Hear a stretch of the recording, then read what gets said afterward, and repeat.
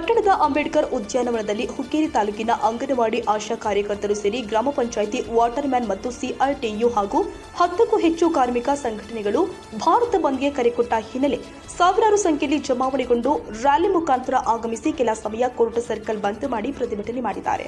ನಂತರ ಮಾಧ್ಯಮಗಳೊಂದಿಗೆ ಮಾತನಾಡಿದ ಹುಕ್ಕೇರಿ ತಾಲೂಕು ಸಿಆರ್ಟಿಯು ಸಂಘಟನೆಯ ಅಧ್ಯಕ್ಷೆ ಶ್ರೀಮತಿ ಸಿಎಸ್ ಮಗದುಮ ಮಾತನಾಡಿ, ಕೇಂದ್ರ ಸರ್ಕಾರ ಸಿಆರ್ಟಿಯು ಸಂಘಟನೆಯು ವಿವಿಧ ಇಲಾಖೆಯಲ್ಲಿ ಕಾರ್ಯನಿರ್ವಹಿಸುತ್ತಿರುವ ಕಾರ್ಮಿಕ ವರ್ಗದವರ ಹಲವಾರು ಬೇಡಿಕೆಗಳಿಗೆ ಸ್ಪಂದನೆ ನೀಡುತ್ತಾ ಇಲ್ಲ ಹಾಗೂ ಅಂಗನವಾಡಿ ನೌಕರಿಗೆ ದ್ರೋಹ ಬಗೆದ ಕಾರ್ಮಿಕ ಸಂಹಿತೆಗಳು ರದ್ದಾಗಬೇಕು,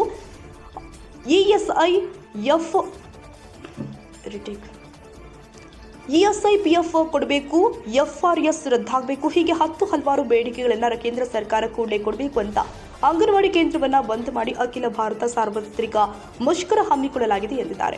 ನಂತರ ಪ್ರತಿಭಟನಾಕಾರರು ತಾಲೂಕು ಪಂಚಾಯತ್ ಮತ್ತು ತಹಸೀಲ್ದಾರ್ ಕಚೇರಿಗೆ ತೆರಳಿ ತಾಲೂಕು ದಂಡಾಧಿಕಾರಿ ಬಲರಾಮ್ ಕಟ್ಟಿಮನಿ ಮುಖಾಂತರ ಕೇಂದ್ರ ಸರ್ಕಾರಕ್ಕೆ ಮನವಿ ಸಲ್ಲಿಸಿದರು. ಈ ಸಂದರ್ಭದಲ್ಲಿ ಸಿಆರ್ಟಿಯು ಅಧ್ಯಕ್ಷೆ ಸಿಎಸ್ ಮಗದುಂ, ಗೋದಾವರಿ ರಾಜಪುರೆ, ಯಲ್ಲಪ್ಪ ನಾಯ್ಕ, ಶೋಭಾ ಸಂಕನ್ನವರ, ಸುರೇಖಾ ಕಲ್ಮಣಿ, ಲಕ್ಷ್ಮೀ ತಳವಾರ್, ಸುನೀತಾ ಚಾಳನ್ನವರ, ರಾಜು ಹುದ್ದಾರ, ಭಾರತಿ ಮುತ್ಯಾಗೋಳ, ಸುನೀತಾ ಗಸ್ತಿ ಸೇರಿ ಹುಕ್ಕೇರಿ ತಾಲೂಕಿನ ಸಿಆರ್ಟಿಯು ಸಂಘಟನೆಯ ಸಾವಿರಾರು ಕಾರ್ಯಕರ್ತರು ಉಪಸ್ಥಿತರಿದ್ದರು.